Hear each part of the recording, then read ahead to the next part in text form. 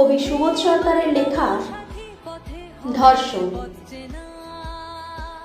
মেয়েরা কেন রাস্তায় উত্তেজক পোশাক পরে বেরোয়?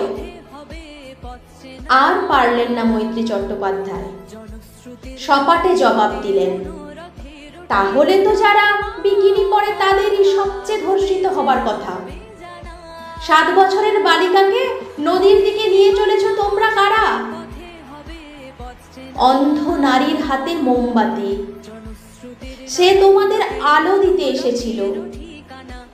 তোমরা 3 জন অপেক্ষমান অন্ধকার ঘরে, সে তোমাদের আলো দিতে এসেছিল